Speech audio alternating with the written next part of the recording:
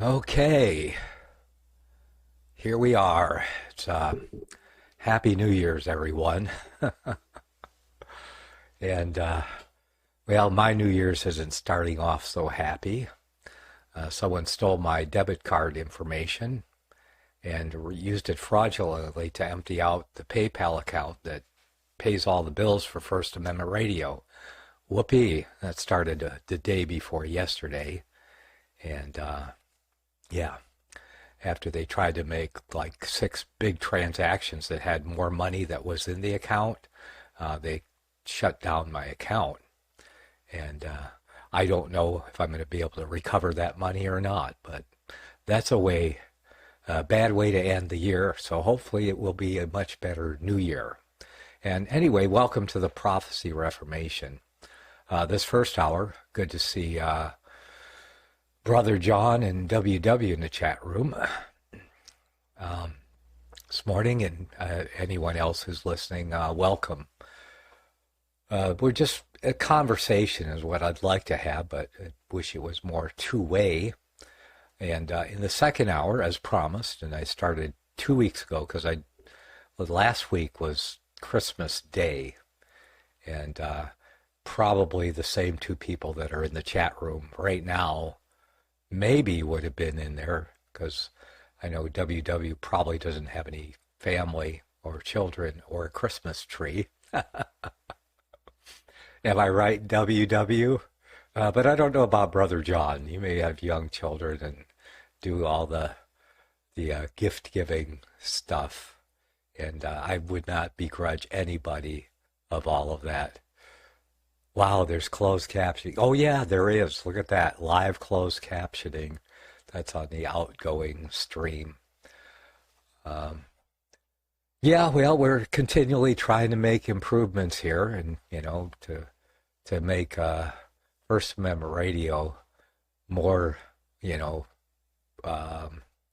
listenable and watchable if you're watching on the video streams. But it's always got to be listenable because it is radio, and there are usually more people, or at least as many people listening on radio, on the audio stream, as there are on video. So it will always be listenable, and I think that's a good idea because I read somewhere that faith comes by hearing, and it doesn't come by sight. You think about Jesus doing all those miracles on the ground, and all of the people who, regardless of what they saw with their eyes, still couldn't believe. Yeah, they tried to attribute the miracles to Beelzebub or Satan. Yeah. So we know that faith doesn't come by seeing or by sight, but it comes by hearing, and that by the Word of God. And that's our mission here at First Amendment Radio. And of course, with the Prophecy Reformation, as with the Protestant Reformation, just trying to get back to, from what has become deformed, trying to reform it to what it should be. That's the object. Last week we talked about preterism, and preterism is kind of a no-brainer, but there's some people just cannot see around it. And despite all the evidence, they make up their own counter-evidence. And so we discussed that last week. I thought maybe this week we'll talk about one of the other main beliefs out there. And there are three main beliefs, especially if you're in the mainstream and you believe in the dispensational futurist pre-tribulation rapture redefined to be a third resurrection that happens 7 or 3.5 years before Christ returns. And I'm kind of confused if the resurrection of the saints is before he returns. Is there a resurrection when he returns? So is there 1, 2, or 3 resurrections? Well, I read the Bible. Jesus outlined 2 resurrections. And if there's any garble, it has to be on your end. Because when I look at the recordings, WW, it's crystal clear. And our sound is just about perfect, unless I'm not hearing something. Uh, let me mute my mic and listen to the output for a second, just to make sure. We do not observe the Pope's unholy days. Brother John says, yeah, Mass. I don't mind people celebrating the birth of Christ, because I thought, if I was going to celebrate my own birthday, I would be so happy to be alive that I would give gifts to everyone else. Okay? But, I give all year long, and I do give gifts occasionally to people that I love or that are around me and I have to do with. And every day I give my labor, because for most of the labor I do, if I were to say what I get returned from the labor that I do for First Amendment Radio and Prophecy Reformation, I would probably get about 50 cents an hour if I, if I counted all the hours I spend laboring on these things and the money I spend doing that. And that's why it's kind of a big hit when I lose $600 out of the PayPal account through fraud, and I'm likely not going to get it back if what I've heard so far is an indication from PayPal on that account. I mean, what the heck? Why should they suffer the loss because someone stole the debit card information somewhere and then ran it as a credit card somewhere, I don't know where, to buy what, I don't know. Yeah. Where was everyone last week? We weren't here last week. I did a rerun last week. Just because I didn't feel like going on the air more than anything else. And I figured that who would show up anyway? Probably the same two people that are in the chat room right now and who are listening. But not everyone comes into the chat room. That would make me feel better if they all did. We're at the Rumble chat room. And I guess, the people that are listening on radio, on the audio stream, which there are a few listening there right now, they probably, because most of them are on we have a 24 kilobit and a 96 kilobit audio stream, so most of them are in the 24 kilobit, which sounds garbled all the time to me, speaking to WW's thing there. And the 64 or the 96 kilobit stream sounds really great, but today in bandwidth, 96 kilobits is nothing anymore. But the people listening to the 24-bit stream, they probably have low bandwidth. And so that's why we still have it for them, for people out in the boonies and just don't have a lot. Maybe they're on satellite internet or something because they're way out in the boonies somewhere.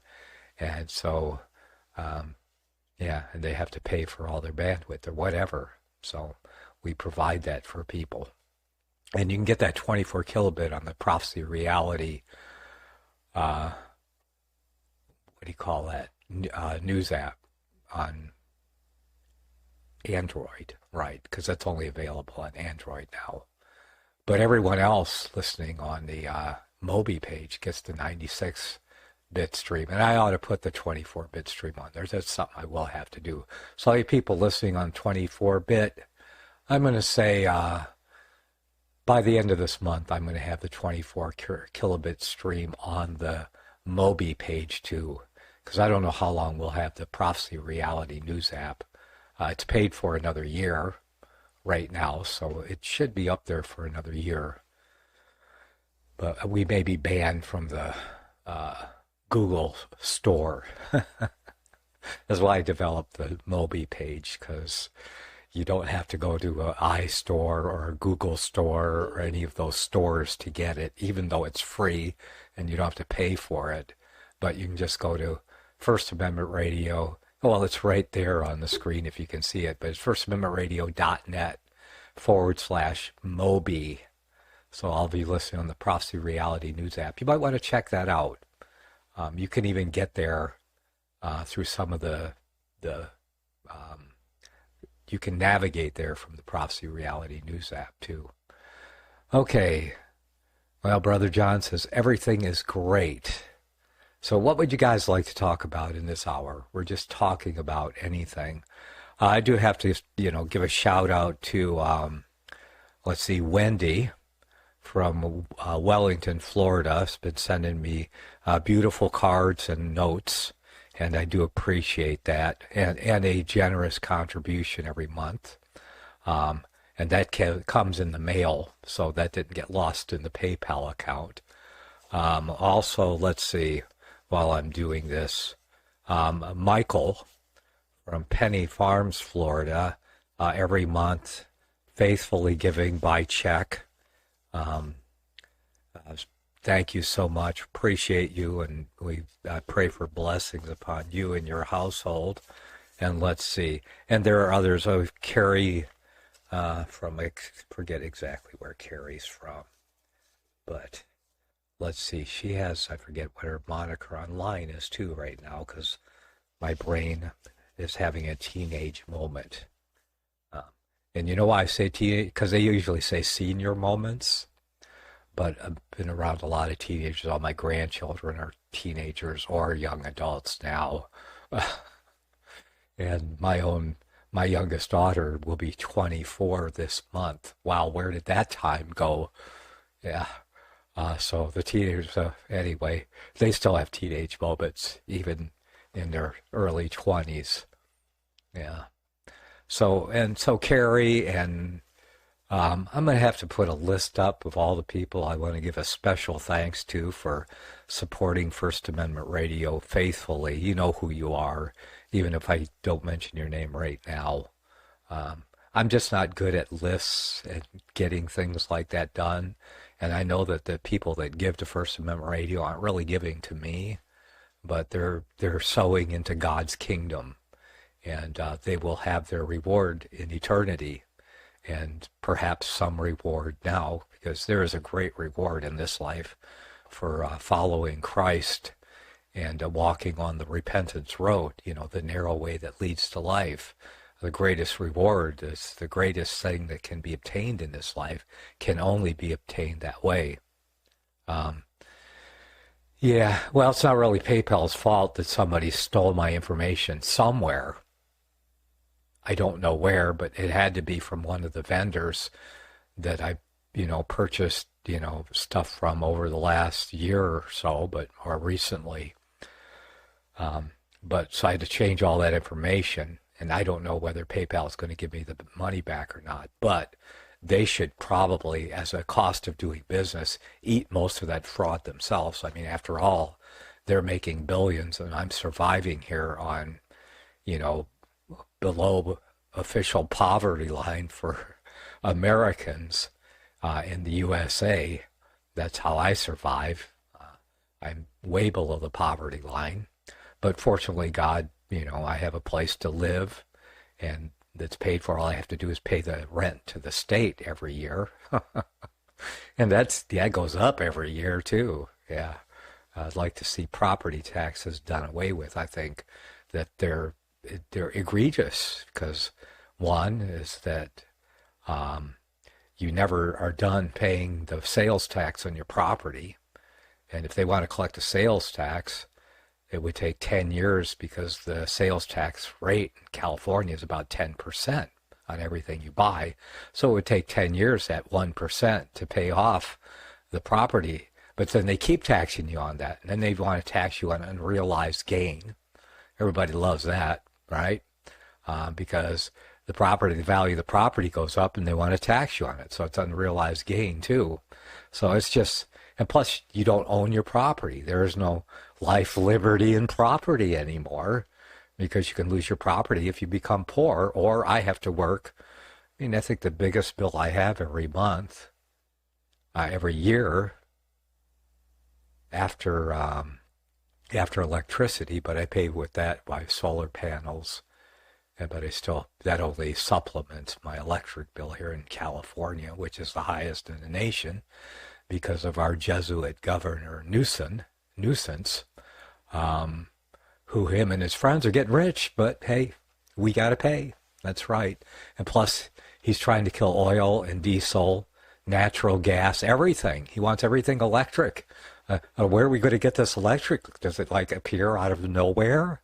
No, it has to be created with oil, diesel, and natural gas. So it's just a trade-off, except you lose a lot in the generation of electricity. So actually it costs more to run electric vehicles and electric lawnmowers and electric everything else because of all the loss from creating electricity and getting it to your battery where you have to wait for it to charge for too much time. So hopefully California will soon go the way of the nation, and Governor Nuisance and the whole dynasty, California or West Coast dynasty really, will go out the window, we hope, someday, or the state will be broken up into 2 Californias or 6 Californias. I don't go, just break it up. I live in the red, what they call the red part, okay, from the last election, the Republican part. I'm in one of the red areas of California, and we are governed, we are ruled over, dictated to by the blue areas, which are very small, yeah, or much more concentrated. See, there's got to be something better than PayPal. Yeah, there's cash, gold, and silver, but you know, I have to pay for a lot of my services online, so I don't mind having PayPal or some kind of electric because I'm doing this over the internet, which you're enjoying right now. So, and fortunately, as a rule, I don't keep, if it gets up to $1,000, I'll take the money out and spend it on something else to pay stuff because, you know, I deserve something. You know, I could buy some food with it or pay this or that bill with it. So, yeah, let's see. EVs get 5 miles per gallon if you measure the diesel generator charging them. Yeah, probably. So it's like I said, hopefully California will go the way up. But the cheating in California, I think, is too great for the general elections for the governor. Yeah, can't seem to get rid of this guy because I really can't believe that there's that many stupid people in California. And I've said this before. Californians proved it by the ballot initiatives we had. One on gay marriage, when it was put to the vote in California, gay marriage lost. Yeah, it lost. Abortion too. I remember that was way back in the 70s. So these things did not win by but then the Supreme Court overturned us all, and that was that liberal Supreme Court, and gave us gay marriage and abortion, both in America. And of course, gay marriage is not a real thing. Yeah. Okay. Let's see. Property taxes were once what gave you the right to vote, or so they said. What? No. Yeah. Oh, maybe. Yeah. I guess I can see that where people might say that because you had to be a property owner at once to vote. Yeah. Because you had a stake in the nation. And then they kept breaking that down to where everybody gets to vote now. Even illegal aliens in California. Yeah. Governor Nuisance. Yeah, he came out the week before the election or a month before the election. He says, nobody can ask for ID anywhere, any polling place in California for people to vote. Oh, I wonder why he would say that. That kind of sounds like he wants illegal aliens to vote for him. In other words, he wants it to be legal to cheat in California. Yeah. Better to use a credit card for vendors at all. Yeah, a credit card. Why I can't get a credit card because I don't use a socialist security number because I'm not a socialist. And that, of course, it means at my ripe old age of 70 plus, I don't collect Social Security either or anything from the government.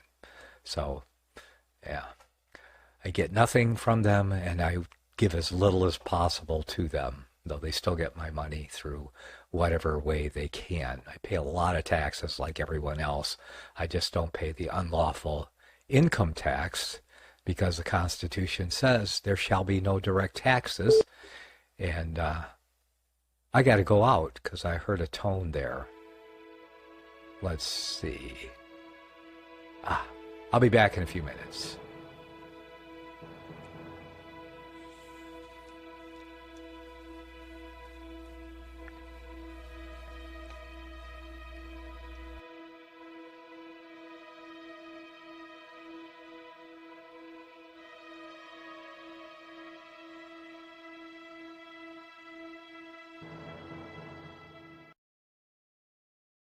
Secrets of the Rapture. Is there a 500-year-old conspiracy?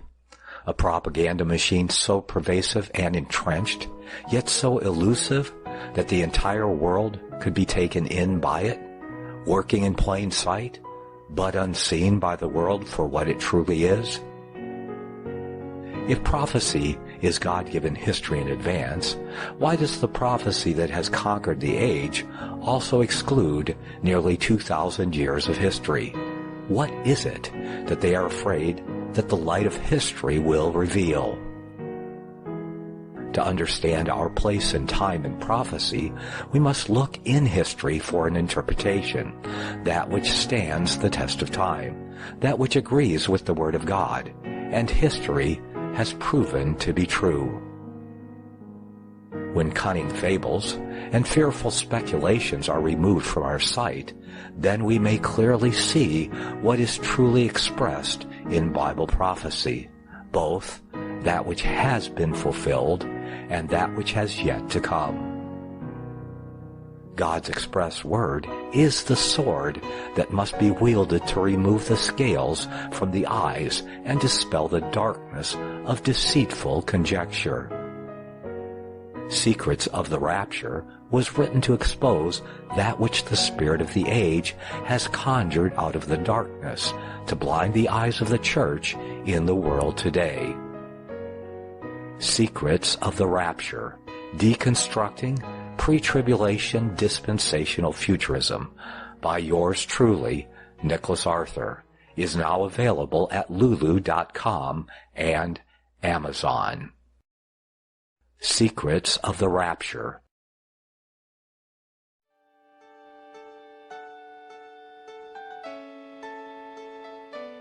The program you are listening to is 100% sponsored by you, the listener, on this First Amendment Rights Media channel. You will notice that there are few commercials on this radio network. There's a good reason for that. Corporate advertising dollars come with strings that limit program content. So without your help, these programs cannot continue on internet or our several affiliates. If you benefit by the educational law programs, we ask you to give. If you are admonished or nurtured by the Bible and ministry programs, we ask you to give. If some voice a cause that you are passionate about, we ask you to give. If you believe in any of these, we ask you to support them as you would a missionary on a continual basis, as if giving a tithe for missionary radio. These programs are not commercially viable and must be supported by those faithful to the cause of truth. Look for the button to sponsor your favorite programs at our listen and schedule pages on the internet. We're asking you to give much less than a tithe so that you may also send support directly to a particular program host, cause, and anywhere else the Spirit may lead you. Do all to the glory of our God and Creator, for His holy nation, the only kingdom that will last forever. Thank you for listening.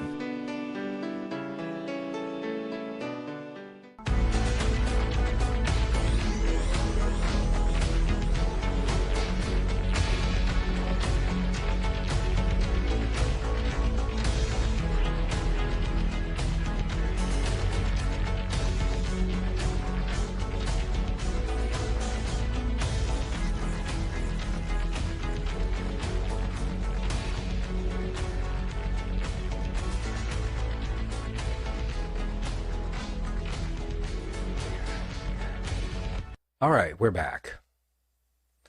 Everything's working right. All right, let's checking out the chat room. Let's see. John says, every state we've lived in for the past 28 years started out red and ended up blue. Yeah, it's kind of like us. We start out red, and then you choke off our oxygen, and we start to turn blue. And that's how it is for every liberal's brain. When you choke the truth off, they start to turn blue, I guess. Yeah, no adults allowed in voting machine results. Lightning strikes. Great. Business card using your EIN. Yeah. Don't know what that means, but I do know what an EIN is because, of course, we have one of those for the banking we do for First Amendment Radio. Yeah, and it is a business card using the EIN, the one that got hacked on PayPal. Yeah, or PayPal. It wasn't on PayPal. It's a MasterCard, but it's a PayPal MasterCard. Let's see what else. Every state, yep. And yeah, better to use vendors at credit card. Like I said, I can't have one of those. Can't qualify for a credit card. If you want to send me one, I'll use it. We take gift cards too. Yeah, because we can always pay bills with those. Wow. Eggs are $19 a dozen in California? Where at?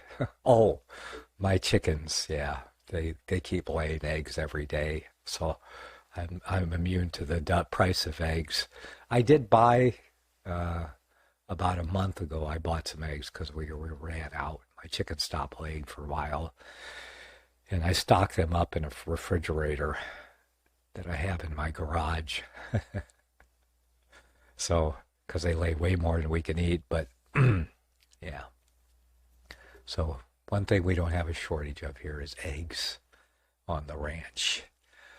Okay, I thought I'd talk about, last week we talked about preterism, so we should talk about another fallacy. There are three very popular methods of prophecy interpretation that are prominent today. And the first one, of course, is dispensational futurism. And the next one is amillennialism. And the third one is dispensationalism. That's all the choices you have that they're offering today. They don't offer, none of them offer historicism. They just offhandedly cast it off as, as not even viable. And they say some cursory things about it that don't even fit. Because I've read all their books. Yeah. The futurists, the dispensationalists, the amillennialists, and the preterists. I've read them all. And I have them in my library. So I know them well. And if, you have the best, Gentry, Storms, Riddle Barger, the best proponents of these other theses. And if they can't convince me, well, no one can, because they have to convince me against the Word of God. But all of these have something in common. And I haven't found anyone that's honest enough to admit this. So either they're delusional or they know but they don't want to admit that their theses, the several theses that we're speaking of, or four, if you want to count futurism and dispensationalism separately. And I guess you have to for someone like John MacArthur, who believes in futurism but not dispensationalism. So that's two. And then there's, of course, amillennialism. And then there's preterism. And amillennialism includes postmillennialism because the first amillennialists were postmillennials. And for instance, Augustine, the great Augustine, Christian scholar of the 4th or 5th century, while he believed in grace and faith for salvation, so he got that right, the important thing right, He also fell for amillennialism because he saw Christianity overtaking the world as the post-millennials say it would. That the church would become dominant in the world and rule the world. And what happened? Voila, Constantine, rose up and the Roman Empire became Christian. So that was the first amillennialists, were postmillennialists. And then later on, after postmillennialism failed, obviously, then after that, so more recently, they came up with the division between postmillennialists and amillennialists. And so the amillennialist is the most popular in the Reformed churches today, except for like John MacArthur, who is a futurist but not a dispensationalist, because there's no such thing as a Reformed dispensationalist, unless he's not a dispensationalist anymore. So, see, I used to be a dispensationalist, and I didn't even know what dispensationalism was. But then I became Reformed in that, and then later on, I became a Reformed Christian too, because I had to put off a lot of things that were deformed that I learned from people in my past, and mistaken ideas, and just, out general stupidity. Yeah, I admit all of that. It's the only way you get away from it is by admitting it, repenting of it, whether you knowingly or not. Let's see. Brother John says, avoid coins that are not actual coins. You mean like bitcoins that are not actual coins? I agree. Although I wished I had bought 100 bitcoins in the first couple years. Yeah. So, yeah. I have some savings in silver coins. I'll admit that much. And I even have a couple of gold coins. But, so, I can eat when the economy fails. Will it fail? I don't know. I'm not going to prognosticate that way. Things look pretty unstable as they are. So I think it's a good idea. I know that the coins I bought back 20 to 25 years ago, I have kept their value while the dollar value of them has skyrocketed. What they'll buy has pretty much remained the same. Yeah. And so, yes, when the grid goes down, but will the grid go down? They don't want the grid to go down. They'll do everything they can, unless you're in some place like the Gaza Strip. Even there, you can get a phone connection. So, yeah. Anyway, back to the topic. What am I paying attention to the chat room for? Because it's right there in my face, I guess. Okay. So back to the topic. We're talking about amillennialism because we talked about preterism last week. So what all three of these have in common is that they rely totally on conjecture, which makes them totally speculative also. But they'd want to argue that my position is speculative too. Well, yeah, I speculate that when I read chapter 20 of the Revelation, that it means what it says by the that is to be understood by the plain reading of the text. And their arguments go something like that. Well, the 1,000 years is not to be taken literally, but figurative. So I've researched, because I want to get my interpretation from the word, and I researched the word thousand in both the Greek and the English, okay? Because I use an English Bible, I speak English, that's my language, and then I use the Greek because that's the language from which my English Bible is translated, the Textus Receptus, okay? And so I use those two, and I look for the word thousand, and I look up the word thousand, and it appears, in two different ways in the Revelation. One is myrioi, or myrias, I forget which one, but pretty much the same word. And then there's kilioi, or kiliad, kilias. Okay, and one is literal. It means a literal 1,000 years. It's determinate. Yeah, determinate. Or so kilioi means 1,000 or 8,000, because it could have a prefix before it, 7,000, 8,000, 10,000. But if it's kilioi, and if it's more than 1,000, it will always have a prefix of a certain affinity, either 7 or 10 or whatever that affinity is, if it's not 1. But it never appears with a prefix of any certain affinity if it is singular. It will just say 1,000 or kilioi. Okay, but there's another interpretation, Greek word for 1,000 in the Revelation even. So they can't say, well, God didn't know when he wrote the Revelation that there was a word for an undeterminate number. And so in one place he uses that word for an undetermined number, myrioi, from which is a derivative we get the word myriad, which means an innumerable number. Yeah. And it is translated 10,000 times 10,000, or myrioi, or myriads and myriads in the Greek. Okay?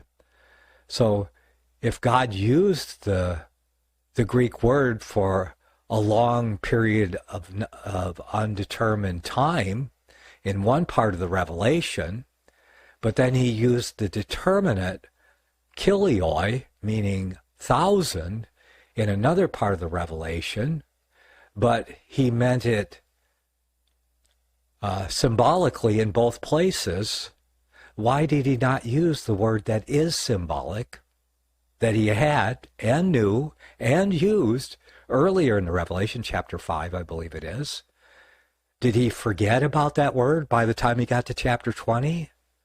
That he had a word for an undetermined or an unnumbered amount of time? Okay? No, he didn't. And not only that, he says it 6 times in chapter 20.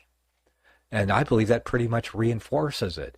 And that kills their whole idea that the 1,000 in chapter 20 is supposed to be taken symbolically, because the word is not taken symbolic anywhere else in the entire New Testament. Okay?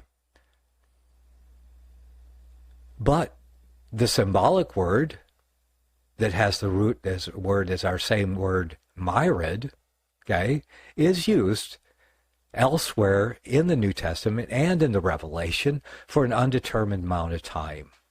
It says, like it's where it says, if I speak 10,000 words in an unknown tongue, meaning a myriad amount of words, an unnumbered amount of words, but it's translated 10,000, but we understand that because it's a simile, it's a figure of speech that we use regularly. And when we read that, we know it just means an unnumbered, if it's 100 or 10,000, it doesn't matter. It's a myriad, an undetermined number, whether it's 100 or 1,000 in that case. And it's understandable, and it's easily understood by the plain reading, even of the English text, what manner the 1,000 in those cases are to be taken.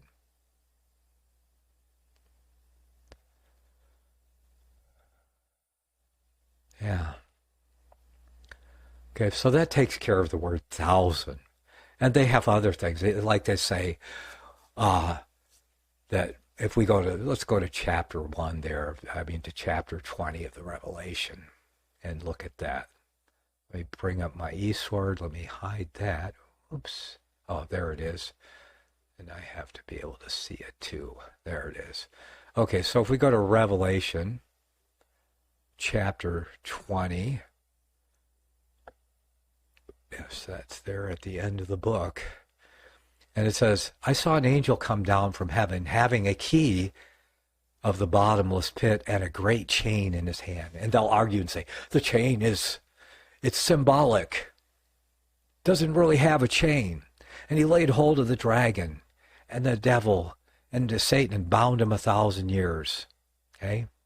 You say, you don't believe it really. Well, you know what? When I read this, the chain is not symbolic. It's a simile. If I say, I've been chained down by my job for 20 years and I want to break loose, am I talking about, it's a simile. It means that I'm bound, that something is binding me. The chain is a representative of a means of binding. It doesn't have to be a literal chain, hammered out with, iron and steel and forged. But it's a simile, but it's not symbolic. The language that when the Revelation uses symbols, if the Revelation didn't give you the interpretation of the symbols, you would never guess what they are. Like when Jesus said that he was walking among 7 candlesticks. If he didn't tell us what the candlesticks represented, we would have no idea. Would we just be out here guessing whether he's the light of the world or stuff like that? We would just be guessing. But he stops and he says, the 7 candlesticks in this vision represent 7 churches that he's going to write letters to, or that he's going to, give John those epistles to, for him to write in the Revelation.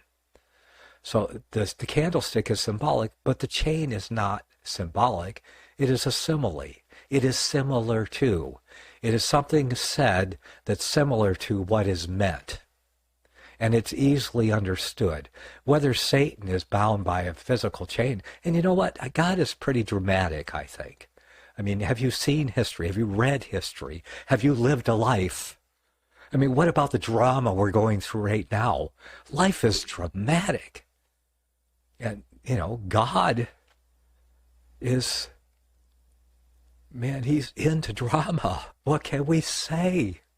Okay, so I have this sneaking suspicion that there will be a chain. And when this happens on the earth, when John was watching it happen, that he watched it happen, that Satan was really bound.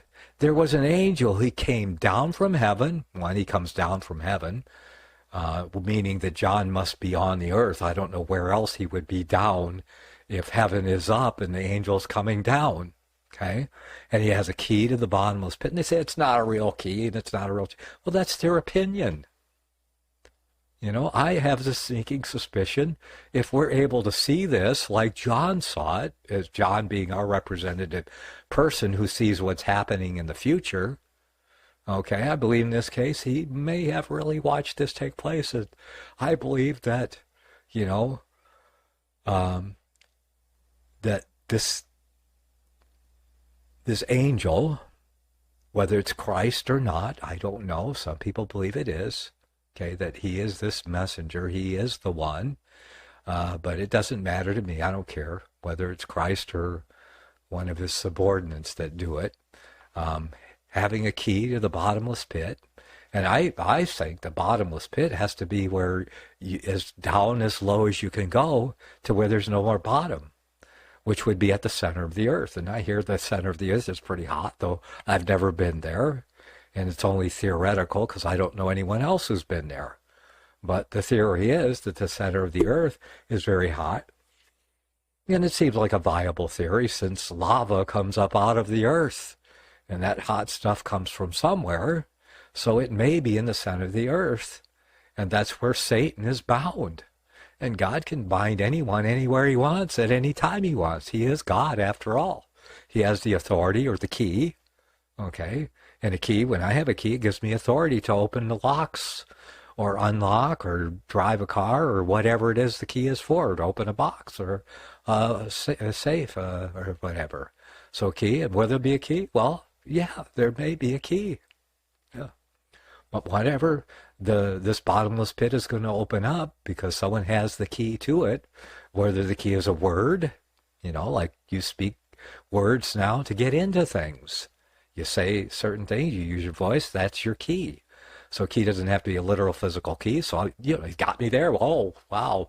Doesn't have to be a literal key, and it doesn't have to be a literal chain, but It's going to be something similar to that. It's going to be something that those things actually, literally represent. Whereas a word like a beast, is an animal. They represent governments. How do I know that? Because God has given us the interpretation of that symbol. If he hadn't, we would have no idea. And they go, well, it's not really a dragon and an old serpent. Well, how do we know that this dragon, this old serpent, is the devil? It even says in the same text, which is the devil. So their argument that these things are symbolic or similes does not make the 1,000 years, the word kilioi, the evidence from the Revelation and the use of the words themselves tells us that they are be taken by the plain reading of the text. But they don't like the plain reading of the text. They think God is too dramatic, that God is not going to do this because they don't like it. And for Jesus to be on earth while there's sinful people on the earth too, it's unacceptable to them. God, we find that unacceptable. What you've written here, that's unacceptable to us. That's what the amillennialists are saying. If we read this by the plain reading of the text, it's unacceptable, and therefore it's not right. If you believe that, there's something wrong with you. Yeah. And this is from people who are theologically reformed. That's what blows my mind, is they can't see that they're doing the exact same thing that the dispensationalists and the preterists are doing. They're just relying totally on speculation because they don't have one express word. Now, I have 6 express words in chapter 20 of the Revelation, and I have nothing else in the entire Scripture that conflicts it. They have a lot of things that they conjecture to overthrow the Revelation chapter 20. But those things that they use to overthrow, it just as easily harmonize with Revelation 20, because there is no contradiction. If it can be harmonized with something that is expressed, then you should go with that. That's kind of my rule. If the Bible expresses something and everything else can be harmonized with it, then that's the rule. You harmonize what is expressed in the Scripture. And it expressly says kilioi 6 times, which is never translated symbolically anywhere else in the entire New Testament. And you notice I'm not going to the Old Testament because the Old Testament wasn't written in Greek. So we have to go to the New Testament to understand the Greek text and how the words are used. Okay, let's see. Anybody got anything to say about what I'm talking about here? Let's see. Myriad, extreme, innumerable. The number of 10,000, an immense number, indefinitely. Yeah, that's the number we use to express an innumerable numbers, 10,000. And like I said, when in the context, it's easily understood that it doesn't mean literally 10,000, but it means an innumerable number. So even in our English context, by the reading, it should be understood as myriad, an undetermined number, just a large number.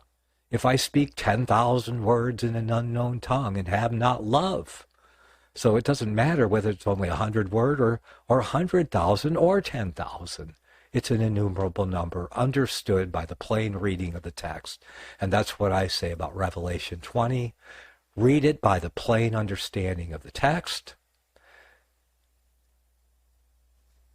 And it's inescapable that we are going to rule and reign with him for the last 1,000 years before the new heaven and new earth and the great white throne judgment, which happens at the end of the 1,000 years.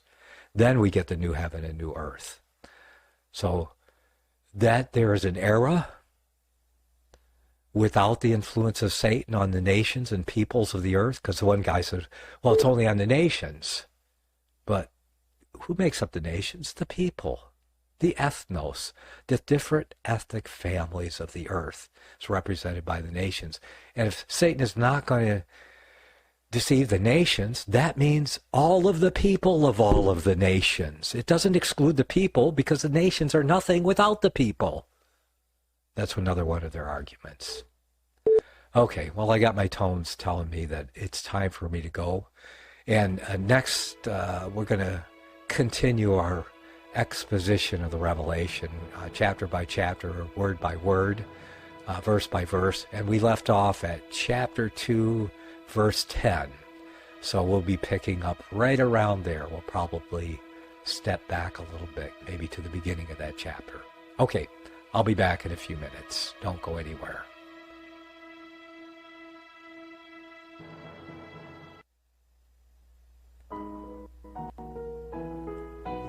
The program you are listening to is 100% sponsored by you, the listener, on this First Amendment Rights Media channel. You will notice that there are few commercials on this radio network. There's a good reason for that. Corporate advertising dollars come with strings that limit program content. So without your help, these programs cannot continue on satellite, internet, or our several affiliates. If you benefit by the educational law programs, we ask you to give. If you are admonished or nurtured by the Bible and ministry programs, we ask you to give. If some voice a cause that you are passionate about, we ask you to give. If you believe in any of these, we ask you to support them as you would a missionary on a continual basis, as if giving a tithe for missionary radio. These programs are not commercially viable and must be supported by those faithful to the cause of truth. Look for the button to sponsor your favorite programs at our listen and schedule pages on the internet. We will also give you unlimited archive access to all of our programs. We're asking you to give much less than a tithe so that you may also send support directly to a particular program host, cause, and anywhere else the Spirit may lead you.